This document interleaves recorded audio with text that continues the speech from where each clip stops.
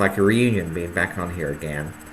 The required disclaimer, pursuant to the applicable law, and my determination that attendance by remote means is necessary because an in-person meeting is not practical nor prudent due to the declared public health disaster caused by COVID-19. This meeting is conducted via video conference. The meeting is also being recorded and will be made available shortly on our website. And I just discovered, much to my surprise this week, also on YouTube. So if you're curious what a meeting looks like, go to YouTube and look for Special Service Area number 61, Hyde Park, and you'll find all of our meetings for 2021. Who's been doing that? It's actually very nice. I went back and rewatched the June meeting, and we have some very photogenic commissioners. It was fun, and guests and visitors who come see us. It was fun to see everyone on YouTube. So I'm sorry, I just want to say, if anyone has to do some binge watching this weekend. Hopefully you have something more interesting than a commissioners meeting to watch. So the first order of business that we always like to dispense with before we get down to the rest of the business is the minutes. So the minutes were circulated for the July 27 meeting. Hopefully you've all had a chance to review them. Does anyone have any corrections or revisions to the minutes? Mary? I have a question. I believe that disclaimer script is at the beginning. Do we need that since it was an in-person meeting? Yes, because we also had Zoom. We had both. Okay. Requirements. So we thought for the better part of discretion, we should still include the disclaimer. Okay. And then there's just a small typo that I forgot to send in to Raymond. It's in the last section, the reconstitution part, in line 4. It says not at restrictive, and it should be not as restrictive. Sorry, I didn't give you a heads up on that, Raymond.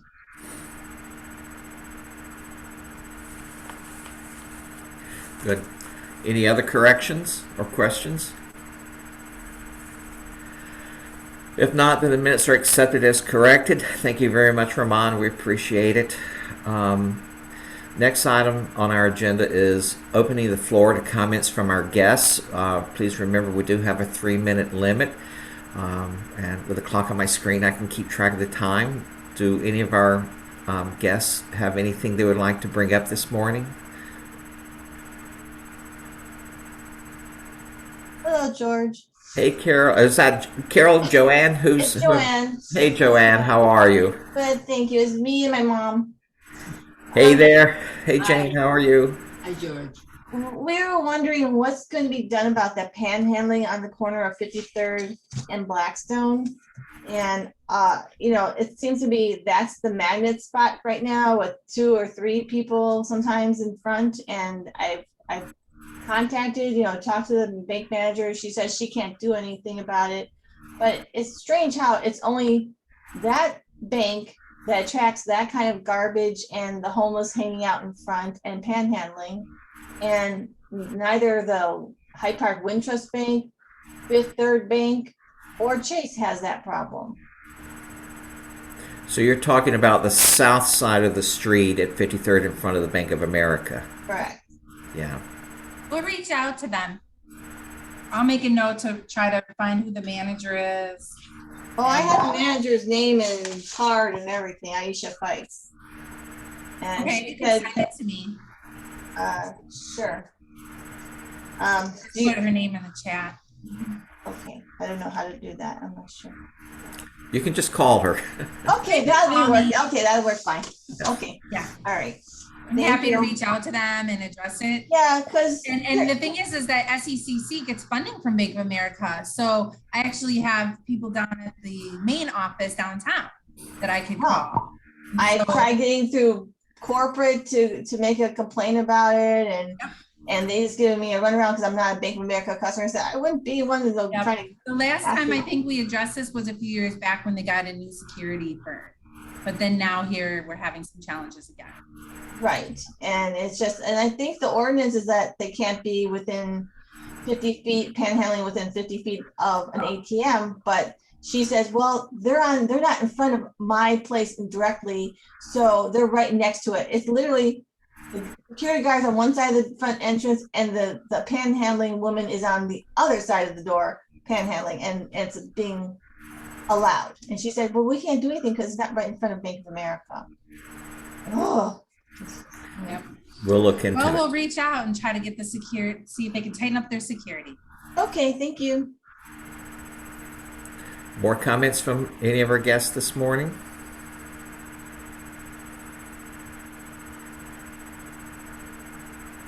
If not, thank you all for attending. We appreciate it when members of the community come in and participate. Next item on our agenda is the financials, and this is our, I suppose, our major business of the day today. And the first part of the financials is, of course, our monthly financial report, usually given to us by Isaac, but I don't see any Isaac yet today. So, Diane, do you want to cover it, or should we do it together? Do you want I me would to love share? to do it together. And do you want me to share the screen, or do you want to share the screen? Let me share my screen because I have some issues in the financial report I'm going to share with Isaac. So it really drives me crazy that when we bring things to his attention, he agrees but then doesn't address them. So I'm going to send him a little email saying, please address this. So I have a lot of things to share today, so let me find the appropriate one. Not that one. Come on, computer. This one.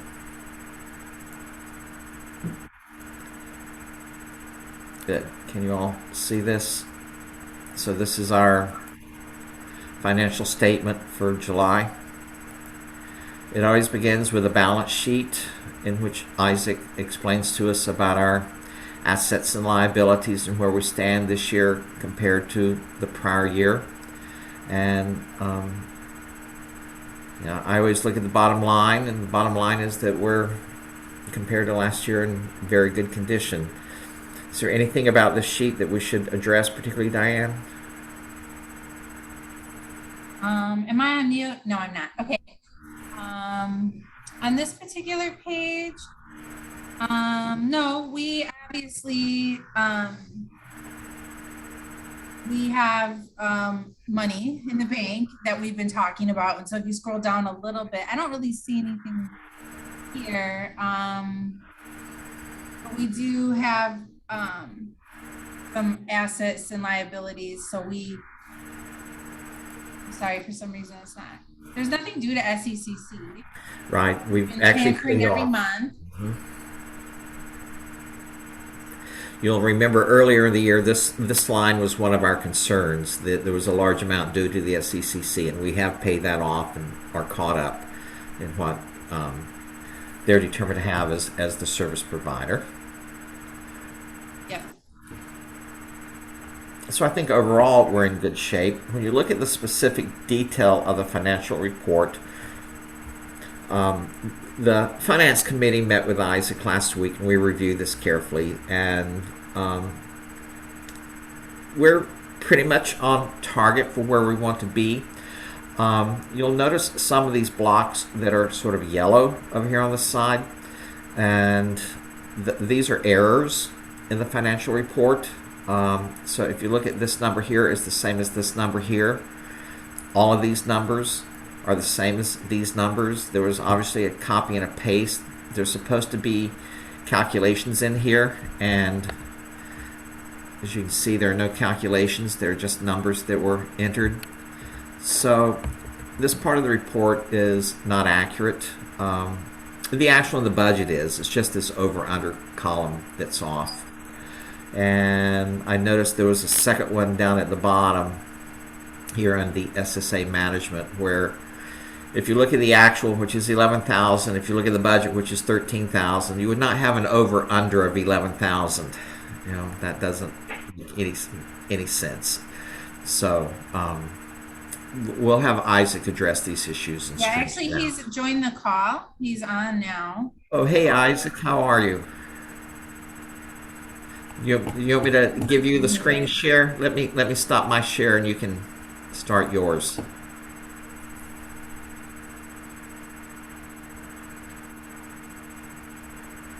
I guess he's still muted. Isaac, unmute, share your screen. There he is. Still muted. All right, hold on a second.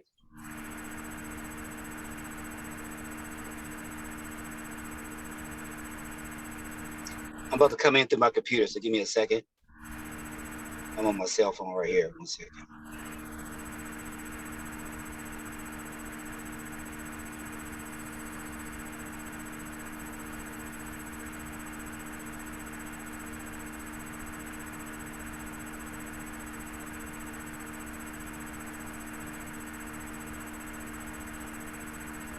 We'll give him just a moment. He should be back briefly.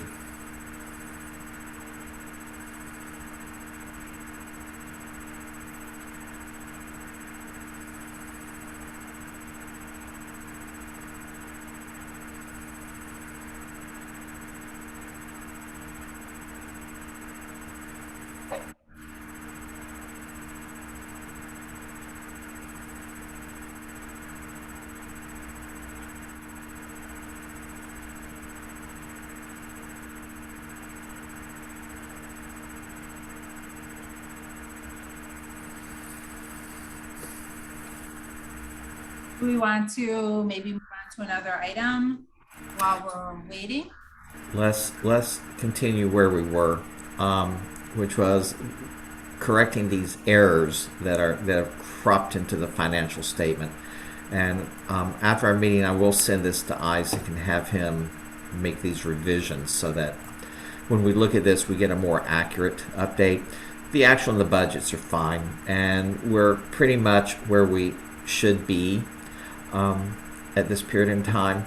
There were some other issues under the detail that are slightly off that we've asked to be straightened out, and that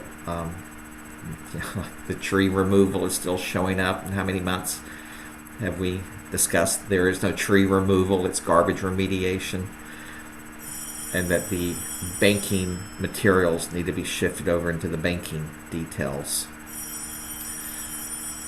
So I think our finances are in fairly good shape. I always prefer looking at the budget tracker as a better sense. So let me switch into that for just a moment. Then Isaac can come back and visit the financials for any additional questions. But Someone has a phone ringing. Can you please? that's in my background. Sorry, I didn't turn off my phone Sorry. today. Oh, Yeah. it's okay. I'm George. sure it's somebody who's calling me to ask what the Zoom link is so they can join the meeting. So unfortunately, they'll just have to wait. Yeah. So the budget tracker, I think, is a nice place to really get the big picture. And we have been revising it to make it more accurate and give us a better shot. The important thing on the budget tracker right now is the blue line across the top, what we have received in the year to date as opposed to what we budgeted. We've received 58% of what we budgeted, and of course the next disbursement should be coming in, what, October, we think? Early Yes, October. we actually got an official email this week. They will start being dispersed in September and through October. Yes, so we will watch this year-to-date number change. In terms of what we've spent, this is pulled straight from Isaac's detailed forms and should match him to the dollar, to the dollar. And given that we're 7 months into the year, we're fine with where we should be. That in our customer attraction, we've spent under 30% of what we'd budgeted. In the public way aesthetics, that's the street cleaning, the sidewalk maintenance, the power washing, the flower baskets and stuff. We've spent 50% of what we should spend. The sustainability, $30,000. Remember, this was our holding area for money that can be reallocated elsewhere, or that we can decide how we want to allocate before the end of the year. Ditto with the strategic planning, which we have sort of realized is not likely to be happening this year. Security, just in case for the Halloween. The management issues, we're at 50%, which is pretty good for the July report. Management is at 60%, and The bottom line, and this is the part that's important for us, is that we've actually only spent 38% of what we have budgeted. We've spent 121,000 of the 317 that we've budgeted. If we actually take in 317 when the next disbursements comes through, that will leave us with $195,000 that we need to spend by the end of the year. We cannot carry this over. This is money that must be expended between now and December 31st. And that's a lot of money. And that's going to be one of the things that we need to have a discussion about during this financial review of where we're going with this. So that's part of the reason for the budget modification being on the agenda. And you'll notice an agenda item called spend down plans, and that is really how to take into account this $195,000 between now and the end of the year. Questions about the budget tracker before I see if I can turn it back over to Isaac? Is Isaac with us? Isaac, are you back? I don't know. He's No. on the screen, but I don't. Isaac, Yeah. are you there?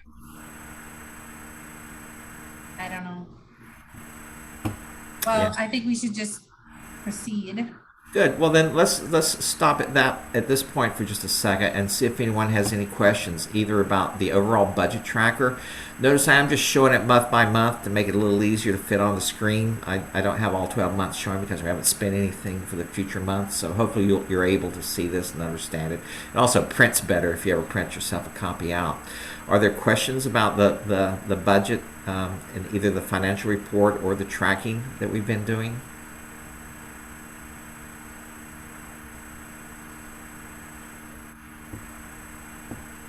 Okay. No, I saw Isaac pop back in briefly. Isaac, is there anything that you would like to add? We've reviewed your financial documents and the budget tracker.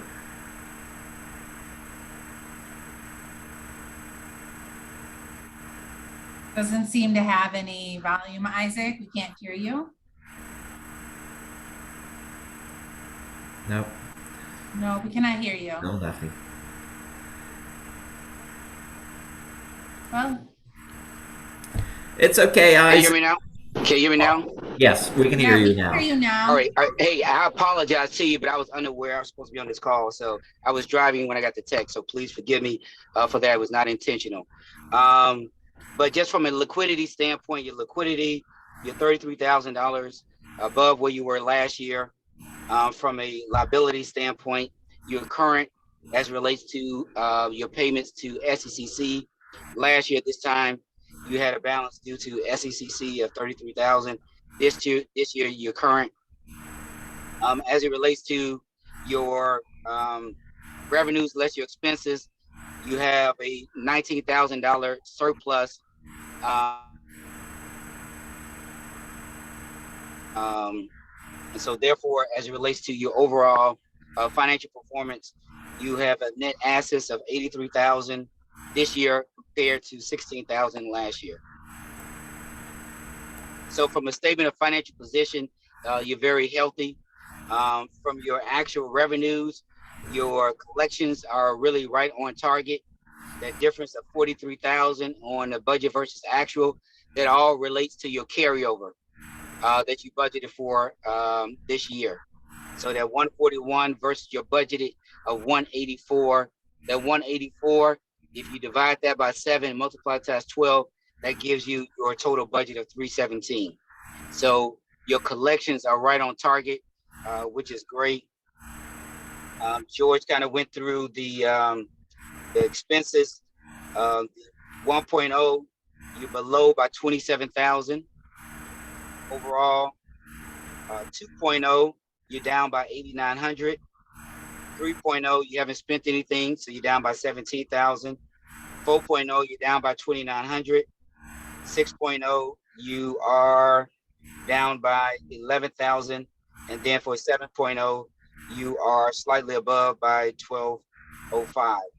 And so that leads to your total expenses of 121 compared to a budget of 184, and your net surplus is at 19,000 as of July 31st. George, I heard your comments as it relates to items that have not been reclassified. So as it relates to the categorization of expenses, so that item, I don't know if Raymond, if you're on the call, but for that item, when you record or process those transactions for tree removals, those should go to that appropriate category. So that's where that the opportunity to improve that, George. So it's on the front end when they process the transaction. Is that in QuickBooks? Because yes, that's when you process the check, we're putting it in the wrong category. So it should go into another. Because it's probably the category must not be matching up. But I'll look and see, because whatever the category is, that's what I put it under. But I'll double check them and make the corrections. Okay, appreciate it. Isaac, there was also a problem with this F column. You fixed this the other day in our finance committee meeting, but the version that got sent out didn't have the fix in it. So if you look at this F column, it's the same numbers that are in the B column, and that's not correct. It should be the difference. No, I fixed it. I didn't resend it out, George. Yeah, I know. I saw you fix it. So when I was looking at it again yesterday, and I realized this is the old version that hasn't been fixed, so that these numbers here don't make sense. That you have newer numbers that are actually more accurate. Yes. So yeah, it should be a difference of 27,000. It really should be like that. Good. So let's just make sure we get that right version sent out in the future for our next meeting. Absolutely. All right. More questions for Isaac or about the finance report? Then let's move on. Thank you very much, Isaac. Sorry for being sort of hectic there. Let's move on to our discussion of the spend down plans. As we were just talking about with the budget tracker, there's this issue of up to potentially $195,000 that will need to be spent down by the end of the year. And both the finance committee and Diane and I have been meeting to talk about how we can do this, what are proper ways to go about doing this. And Diane put together a really useful plan to propose for discussion purposes. This does not need to be voted on or anything, because this is just for discussion purposes. But to propose how we could spend down this large amount in just a few months. And we really divided this table into three parts. There's this first part, which totals $73,000, which are areas in which we intend to spend money over the next 5-month period. These are things that we would like to spend money on that Diane will talk about in a few minutes. Down at the bottom is another section which are expenses that I calculated we will have to pay, that we're obligated to pay between now and the end of the year anyway. These are just things we have to pay, like rent and program managers and bookkeeping and all that kind of stuff. And that comes out to $76,000. So that leaves us with about $45,000 unexpended. And so we have been tossing around ideas, which is why we wanted to discuss this morning, or at least bring it up this morning so you can be thinking about it, of ways that we could spend other money within the footprint to boost our spending, so that by the end of the year we have nothing remaining, nothing to be carried over. So Diane, this is your handiwork. You want to talk about it to everyone, starting from the top? Sure. Oh, Anthony's got to go. Do we want to move over to the modification? Oh, yeah, because the budget modification does need to be voted upon. There's one line Anthony, item. we need you for a vote. Don't leave. We're going to do it right now. 5 more minutes, because 5 minutes. there is minutes, program committee, budget modification. This is a change to our budget for the fourth quarter of 2021, and it is a substantial enough change that we do need to have the commissioners vote on it. And I've asked Ramon to take a roll call vote. We distributed this earlier. Diane, do you want to explain in 2 sentences what the purpose of this is? Sure. Our goal is that we are modifying the SSA 61 budget for the fourth quarter of 2021 to hire a full-time SSA program manager. We are in the process of going through that. Once we get approval from this group and then SEC approves on their level, then we will be releasing a job description for the full-time manager at a $50,000 salary. And it would also include, so the goal is to keep the management and personnel under the 30% that the city requires. And this is how we would do so in these line modifications. You know, currently our, we would change our management personnel from 24.68% to 27.9%. It's only a 3% increase, and we are still under 30% admin costs. So by doing so, we will, main thing that we'll do is we will be reducing a few line items that we're not spending, in particular the strategic planning, reducing that line. We're not doing it this year. We will be carrying over funds for next year from 2020 to 2022 to cover the reconstitution. So we're not going to spend it this year. Let's get the right person in place that can be full-time, that we can, you know, train and develop so that way they stay with us for, you know, several years. We'll also reduce the homeless intervention funds. We'll increase the program manager by $12,000 for just 2021. That's covering 3 months of additional salary. And we'll be reducing the administrative support costs by $4,032 for this year. And we already have received a grant from DCASE for operations that we're going to use to cover Raymond's time on the SECC side. So I came up with a solution for both ends. And that's pretty much it, George. Yeah, so in summary, we're not changing the overall budget. We're simply reallocating where some of the amounts are being spent with the goal of getting a full-time, after a lengthy discussion with the Finance Committee, we really have decided that getting someone in, hopefully with the end of COVID, is going to require a full-time position to get them re-engaged with the neighborhood. Since this is a proposal that comes from the Finance Committee itself, it does not require a motion nor a second. It's presented by the committee. So all we need to do is to vote to approve it. And since I'd like this recorded in the minutes, I've asked Ramon to actually poll the commissioners. Mary, please. Yeah, I have a question. Is this position then going to be full-time all of next year too, in the next budget? Yes. Correct. And so Okay. that's our 2022 budget, which won't be modified until next year. Okay. We don't modify.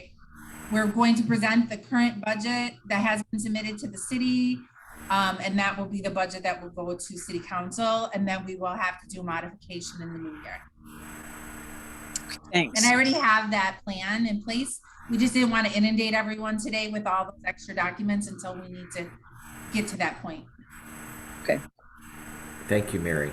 Any other questions before we take the vote? Then Ramon, could you please poll the commissioners?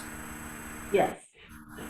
Anthony, I'll start with you. Are you in favor of the budget modifications that were just explained?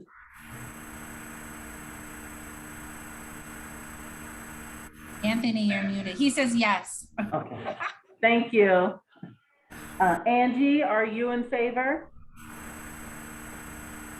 Yes. Thank you.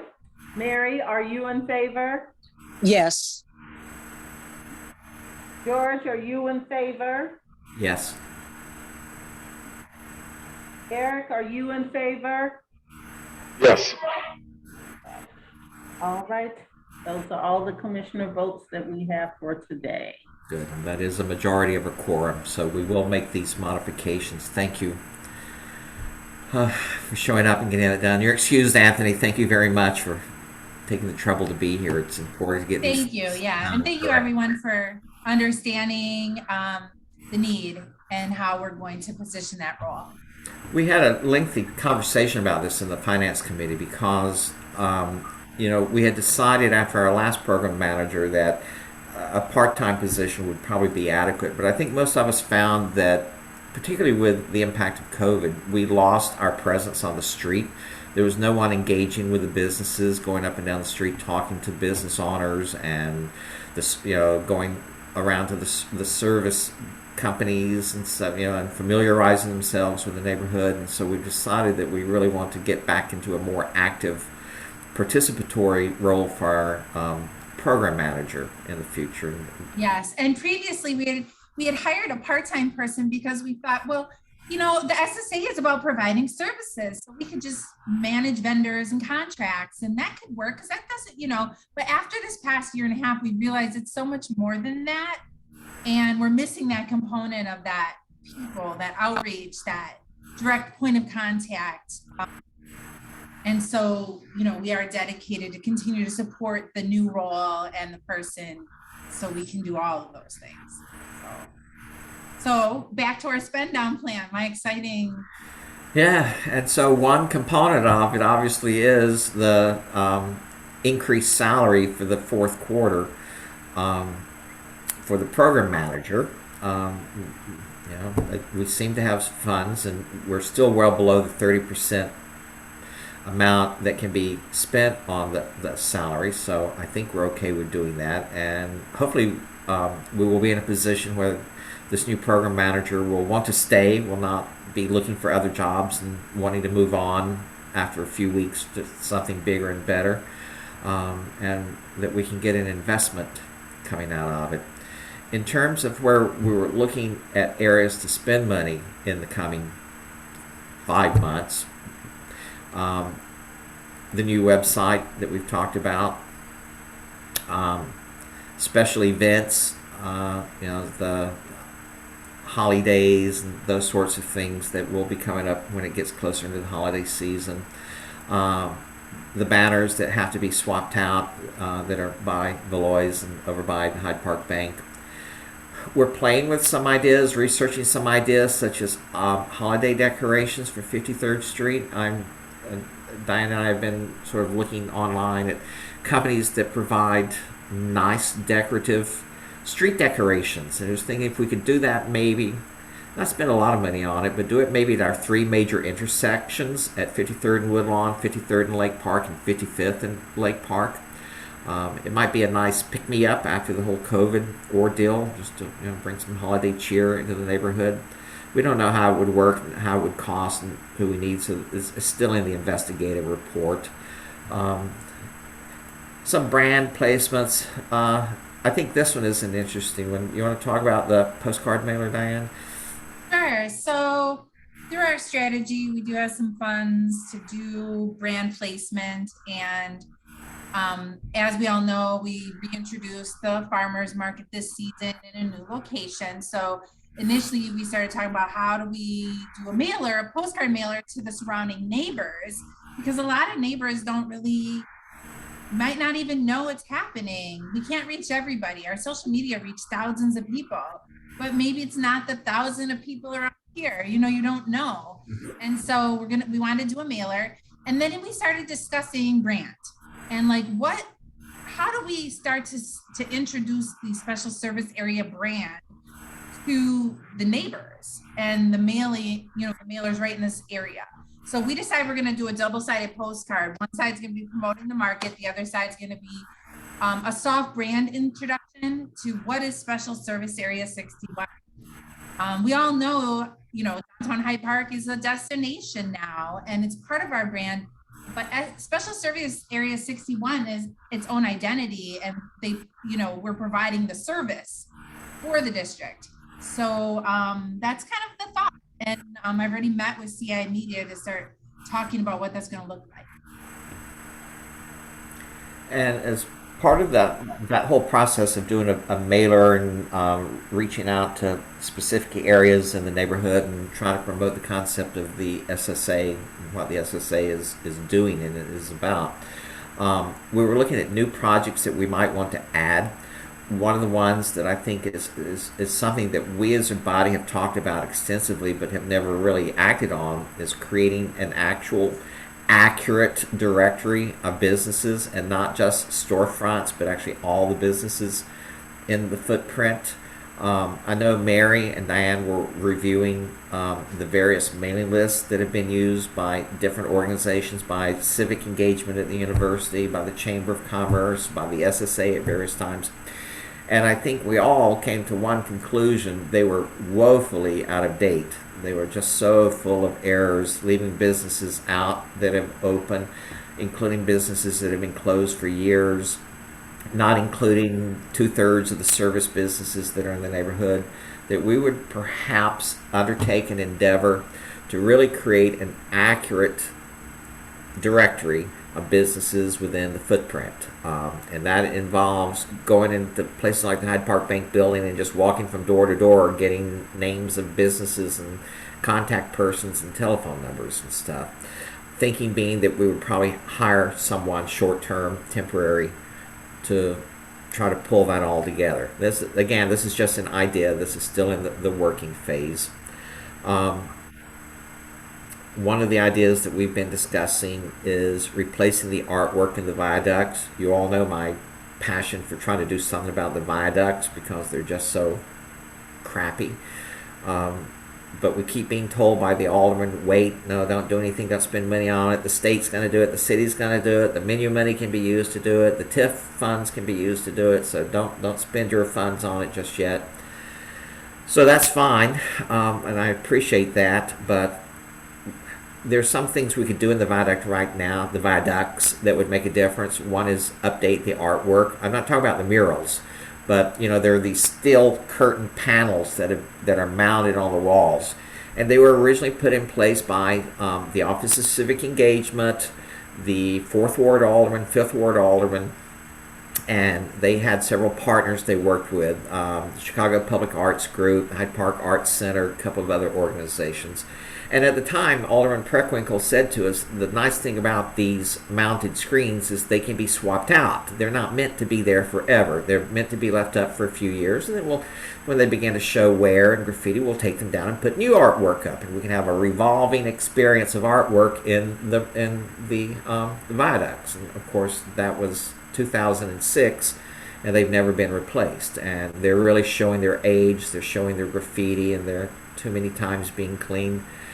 And I really would love to see something happen to that. So we're reaching out to various groups and finding out ways we can work on that. We've been talking about some sort of art installation within the footprint that would possibly lead to what Greg is referring to as placemaking, helping identify where we are.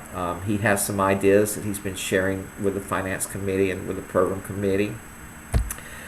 And then the big question mark that we sort of like the idea, but we're still trying to figure out what it means, is having our own facade enhancement program separate from the SBIF, the Small Business Improvement Fund, coming up with our own funds to help businesses improve their storefronts in the neighborhood.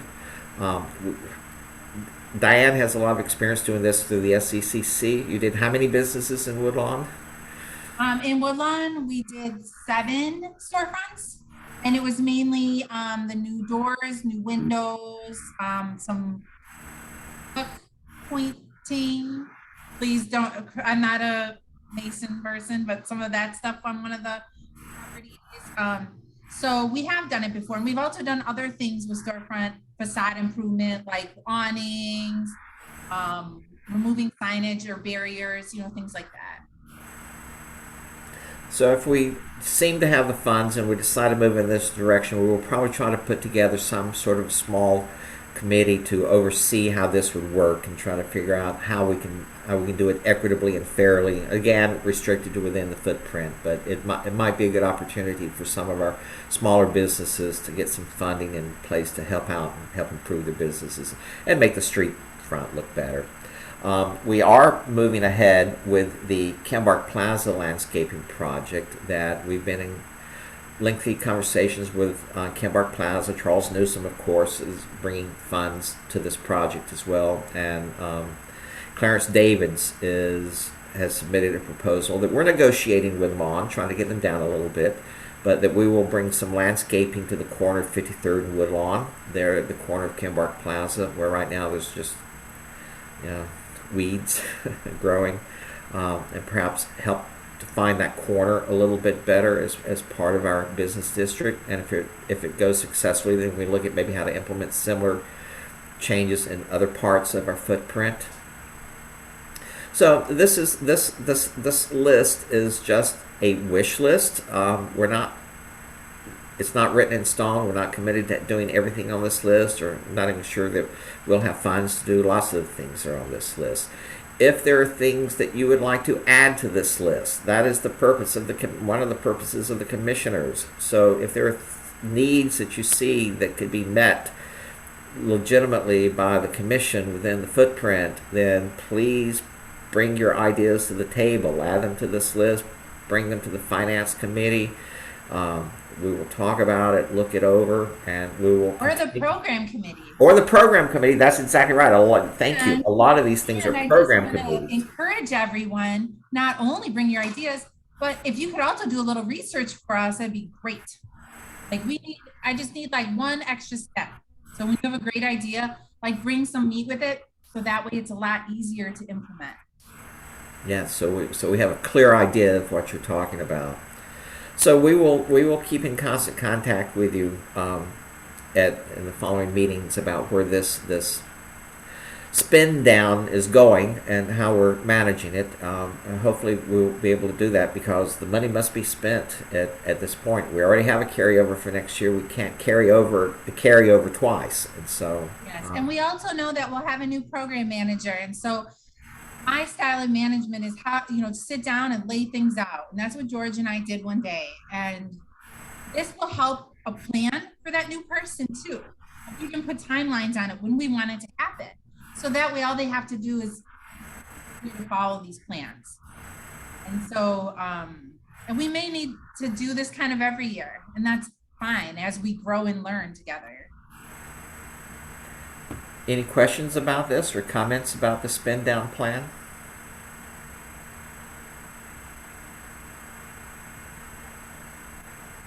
Good. Well, a lot of these line items are actually going to be handled by the program committee. So that should be the next thing on our agenda. Diane, Mary? Sure. Yeah, if you want to, you put it up already? Thank you. George, you're just making my day easier. I love it. I appreciate you. So Mary and I we didn't meet last month, but doesn't mean that things aren't happening. So project priorities is obviously the master list of businesses. We've already started a ad hoc committee of George, Mary, and I have been working on this list, and we put it on a shared drive. And we are talking about potentially hiring a consultant to help us finalize all of that data this year. And that's what's on the wish list of the spend down plan. And some other things, obviously the Hyde Park Farmers Market is still happening. We're getting 200 to 300 visitors weekly, 13 to 15 vendors, including community tables. We've had Hyde Park Neighborhood Club sign up. The Hyde Park Kenwood Conference is signed up. We had the Smart Museum the last couple weeks. We also had the University of Chicago Medical Center, who was a sponsor of the market this past week, and they had a resident who was at the table in case anyone had any health questions. Also, we've been doing some activations. We had a youth DJ this past week, and we also gave away some backpacks to people when they made a $25 purchase. So that's been interesting. United Church front lawn, and Mary, chime in if you have anything you want to add to any of this. The United Church of Hyde Park, so the front lawn improvements kind of broke down. We are, the SSA is going to work on getting the wrought iron fencing estimates, as well as 2 garbage cans. The garbage cans materialized.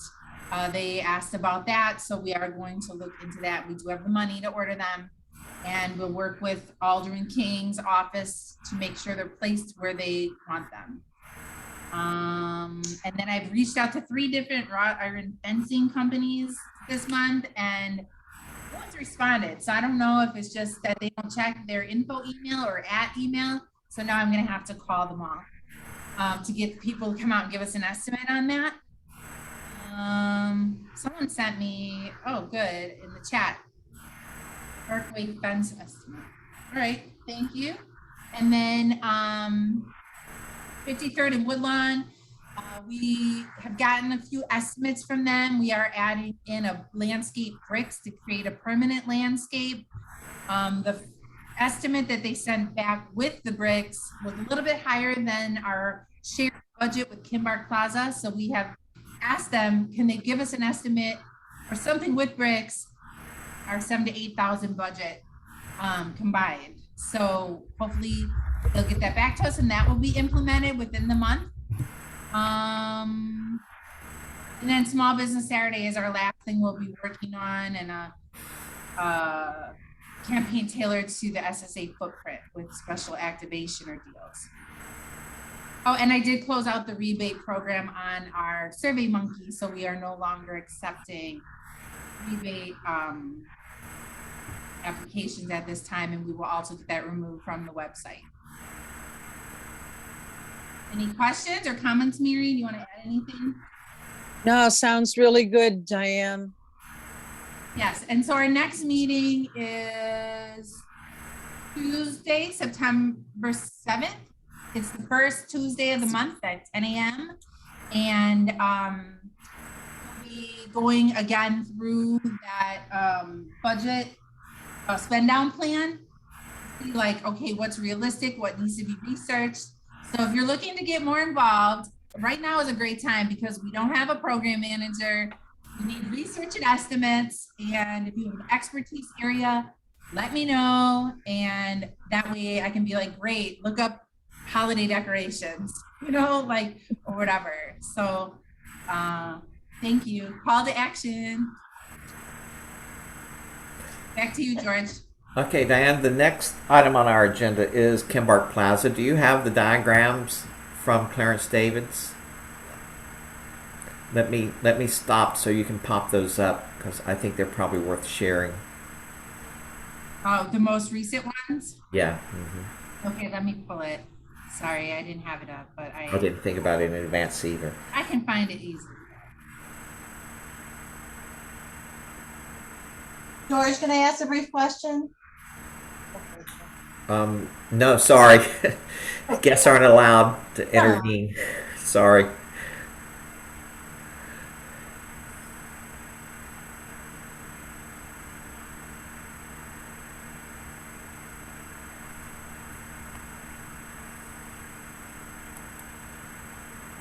Sorry, I'm trying to make sure. The proposals I have are actually I don't have the recent drawings. I just have the proposals. Are you talking about the initial ones? Sorry, I wasn't prepared, George. I don't know. I was thinking that Charles would be here to talk about it, so I didn't pull it up either. It's on my computer at work.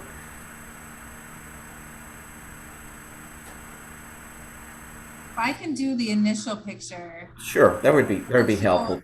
It doesn't have anything to do with The wall. That's okay. Just if you can see the. Yeah, I can share the picture again just to remind everyone what it looks like. Sorry for the delays. There we go. So this is like what it would look like on the. So this is at that corner, half circle, so that way they can people still can walk through.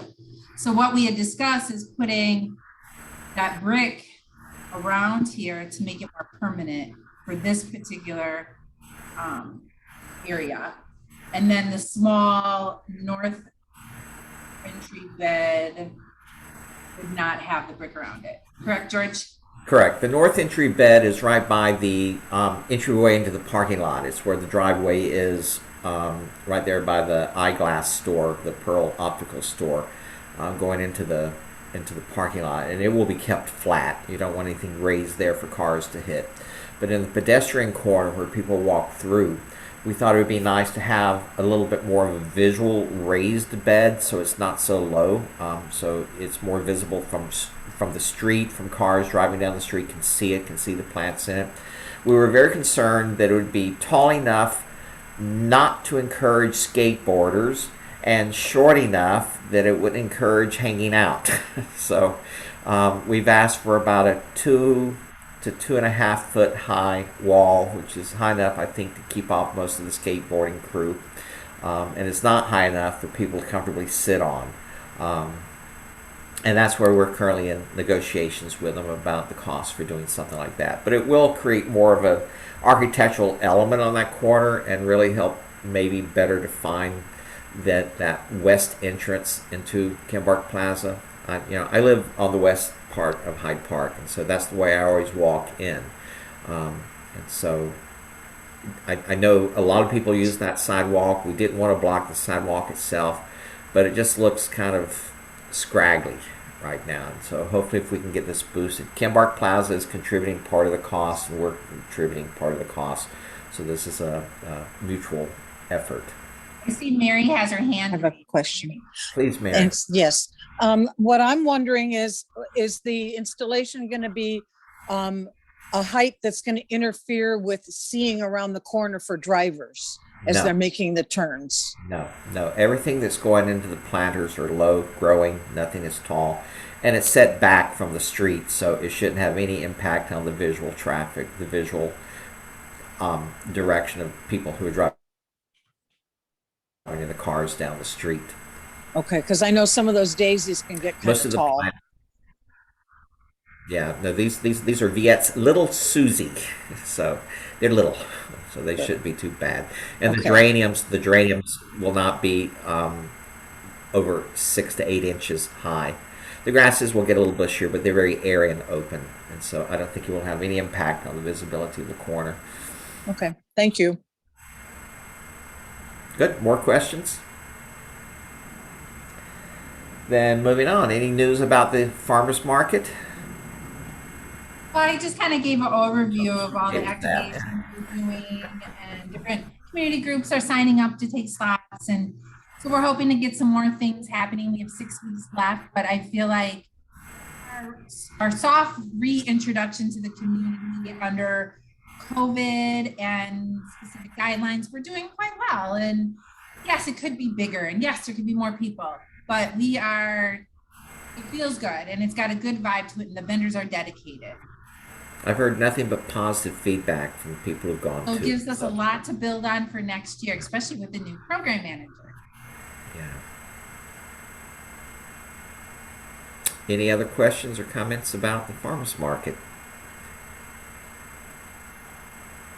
Well, that takes us to the point where we have questions and comments from the commissioners, and I actually would like to start because there was one bit of news that came out last week and that we shared with you, which was the passing of our first program manager, Eric Reeves, who we knew was not in the best of health, but I was still very surprised to hear that he had passed. So the services will be visitation August 26th, Ridgelawn Funeral Home in Gary, and this is all available online. If you just do a search for his name, you'll find the obituary services, or I'll be happy to share this with anyone who'd like the information. The special service area owes a lot to Eric. He really helped us get off the ground. When we were first starting, it was his enthusiasm and his creativity that really launched downtown Hyde Park and the banners and the color schemes and all sorts of other things that have gotten us to where we are today. Most recently, I believe he was working for the mayor's office in Gary. So he's had a very successful career. We're all very, I think, sorry to hear of his passing. Would anyone like to offer any comments or?